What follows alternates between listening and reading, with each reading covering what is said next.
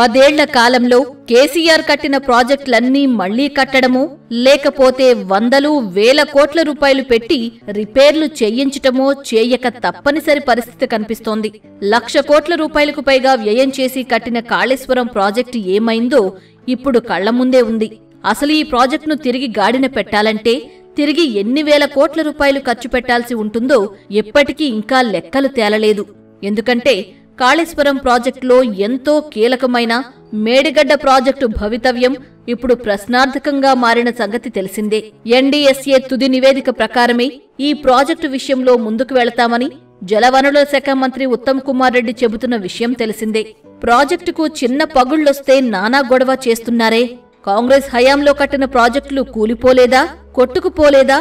కాళేశ్వరం ప్రాజెక్టులో భాగమైన మేడిగడ్డ బ్యారేజ్ దగ్గర భారీ పగుళ్లు వచ్చిన సమయంలో బీఆర్ఎస్ నేతలు స్పందించిన తీరు ఇది.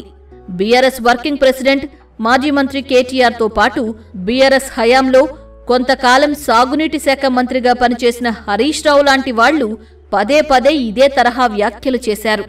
మేడిగడ్డ బ్యారేజ్ లోపాలను రిపేర్ చేసి వాడుకోవచ్చు అని, కావాలనే కాంగ్రెస్ ప్రభుత్వం ఈ విషయంలో నిర్లక్ష్యంగా వ్యవహరిస్తోంది అంటూ బీఆర్ఎస్ నేతలు ఇప్పటివరకు విమర్శలు చేస్తూ వచ్చారు.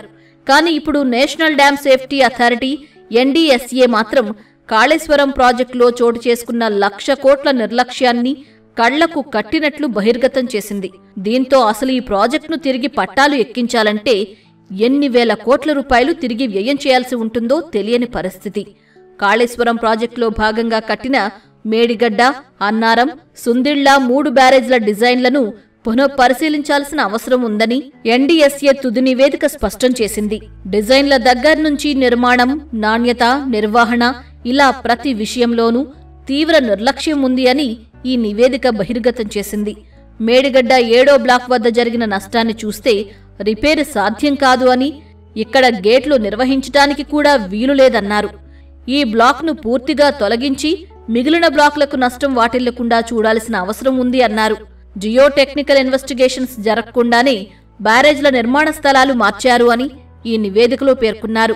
తెలంగాణ ప్రభుత్వం నిర్మించిన కాళేశ్వరం ప్రాజెక్టు దేశానికే ఆదర్శమని అప్పట్లో కేసీఆర్ చాలా గొప్పలు చెప్పిన విషయం తెలిసిందే.